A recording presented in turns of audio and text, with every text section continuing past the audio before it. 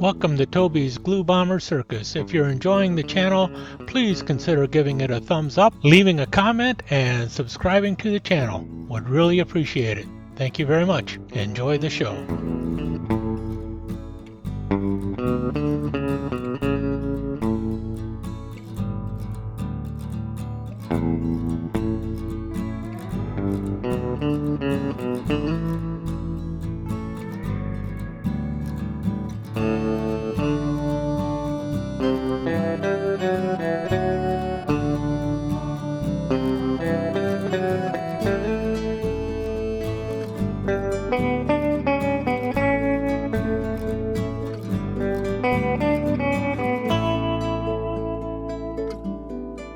I think it's going on 2 years now since I started this particular model, and according to the box it's a level 5 build.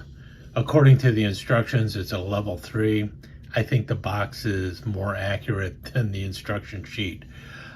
There's a lot of little fiddly parts on this kit. How many pieces does it say it has? Well, according to the box, it's 184 pieces that you have in the kit. Now, the kit can be built left or right hand drive, so there are definitely leftover parts because, well, you either have left-handed or right-handed drive.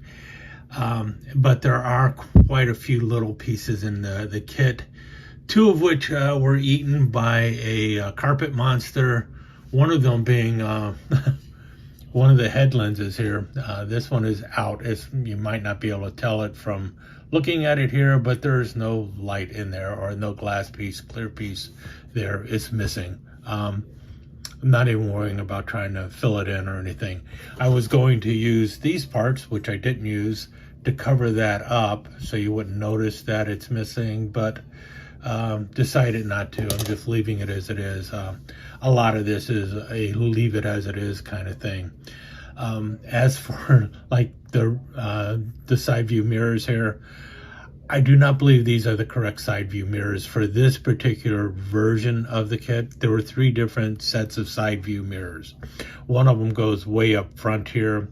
I did not use that one, but I ended up using these. I don't know what they're for. And then there's 2 different kinds of back seats that you can put in there.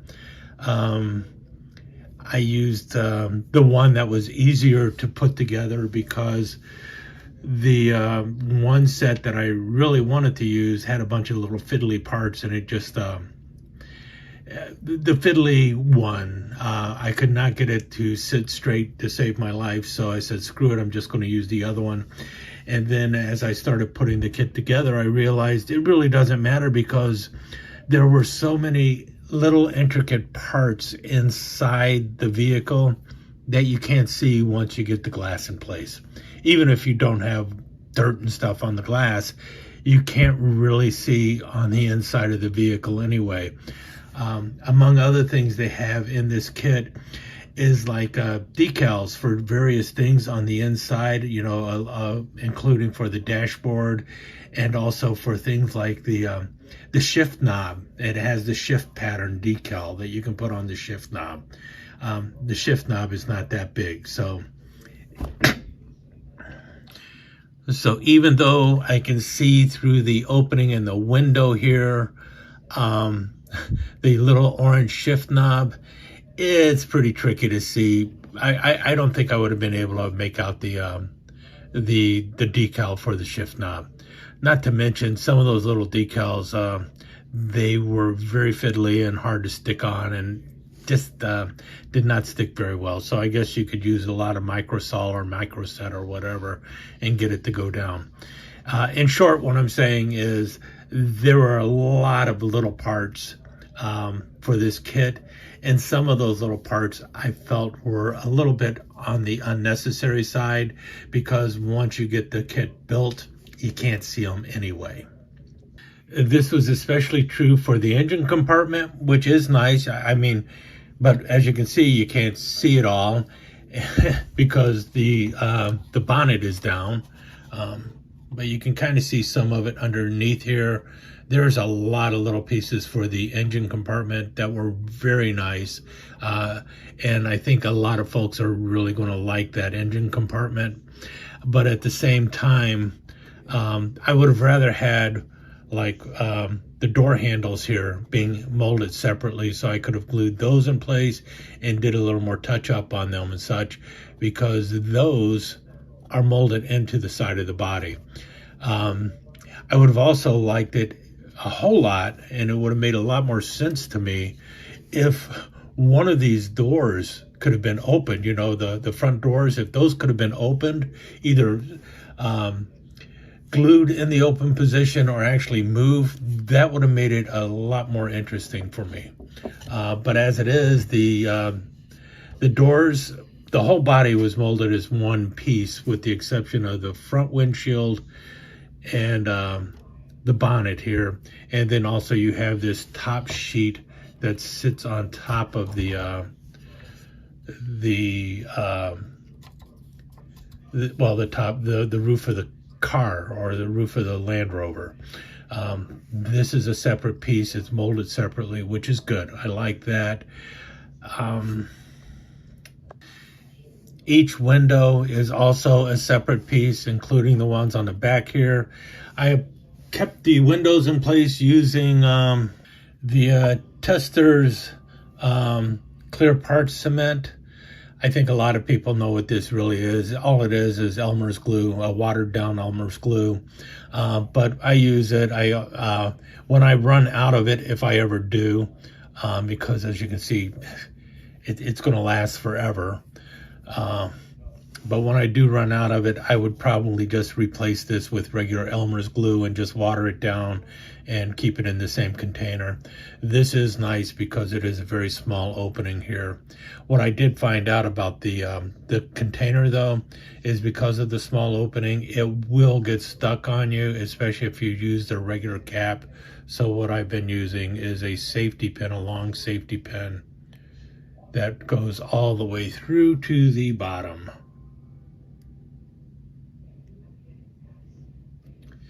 And the safety pin works a little bit better than the black cap that was on it before. It was always drying up and getting clogged. You can also have the engine compartment. They do provide you a something to hold the engine compartment, the bonnet up, so that you can actually see the engine compartment. However, what I noticed is, if you're doing that, that's great. You can see the engine then, and it is, like I said, a very detailed engine. I wish I could show you. I did not do anything to add to the detail, but I wanted the lid down, you know, the hood down.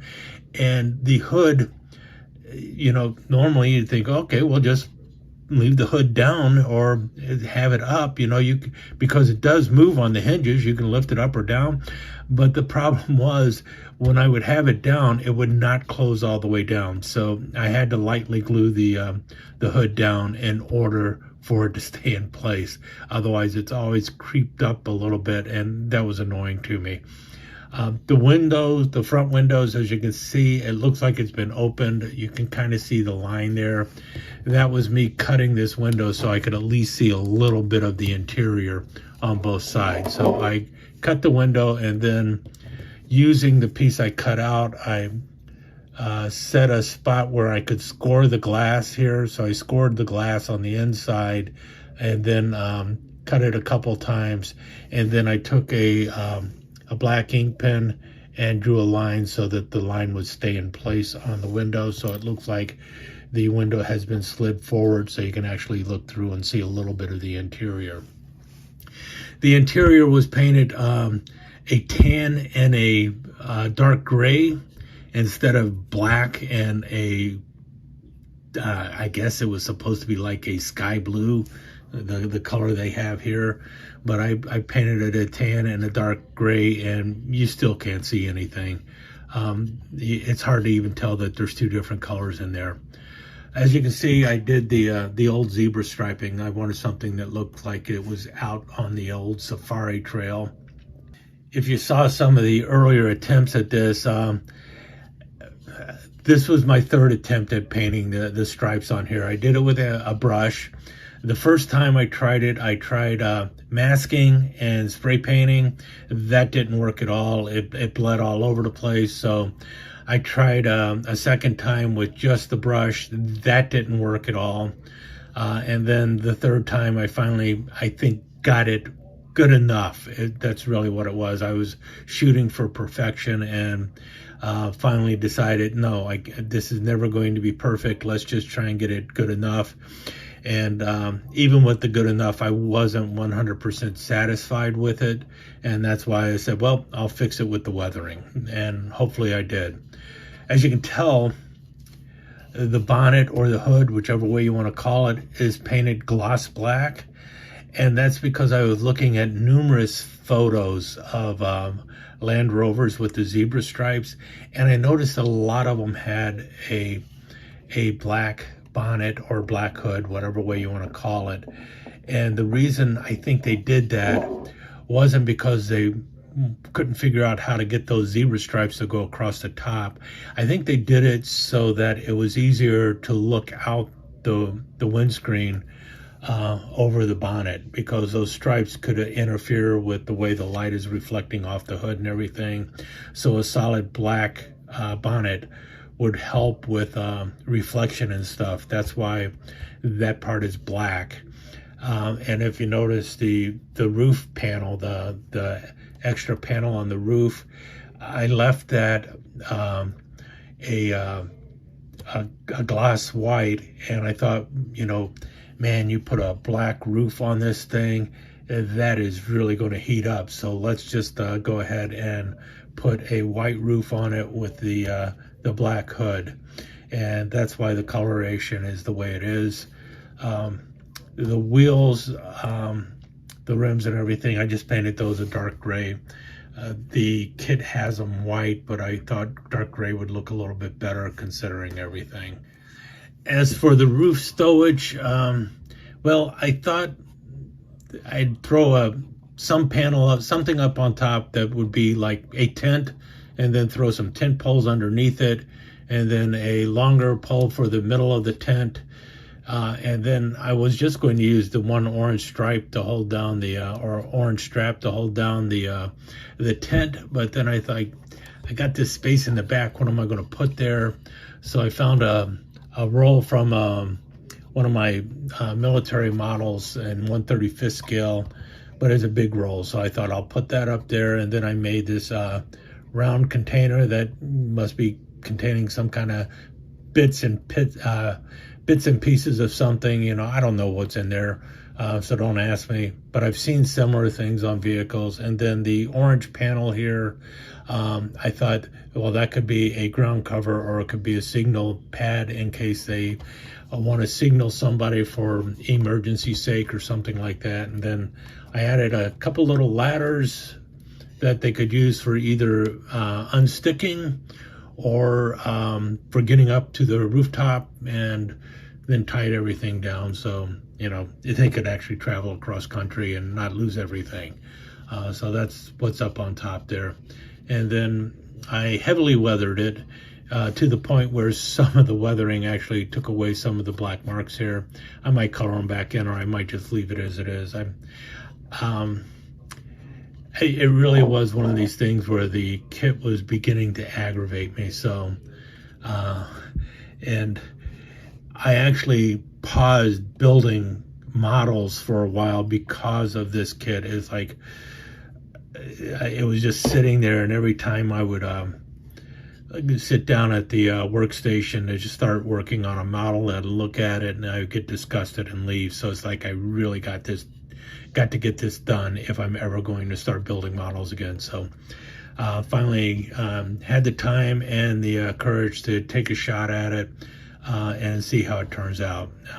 But this is the end result. And I think I managed to get over my builder's block, or whatever you want to call it. And so now I'm hopefully going to move on to something else, something that is not a level 5 kit. Would I recommend this kit? Yes, I would. My one reservation with it is if you don't want to deal with a bunch of little fiddly parts, with some parts that you feel are just unnecessary and just added into the kit to increase the parts count, that might be something that bothers you a little bit about this kit. But the end result, I think, is pretty good. However, like I said, be aware that there might be some fitment issues with the bonnet or the hood. I could not get this thing to sit flat on top here to save my life without gluing it down. But I do think it builds up to a nice, respectable model, but you're not going to be able to see much of the interior. So keep that in mind while you're doing it. Any case, with that said, stick around. I will take some slide photos, and anyway, stick around. I'll take some pictures and make a nice little site. Anyway, stick around. There's a slideshow after this. Talk to you again soon.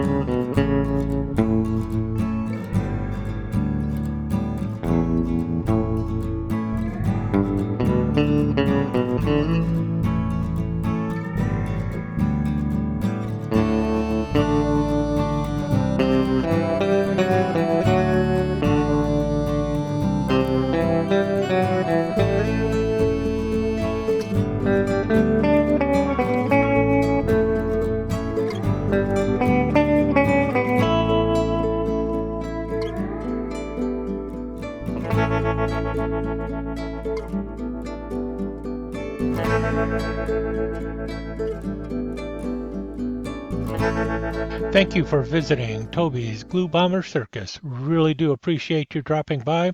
If you enjoyed the show, please remember to leave a comment, give us that thumbs up, and consider subscribing to the channel. Hope to see you back soon. Thanks again for dropping by.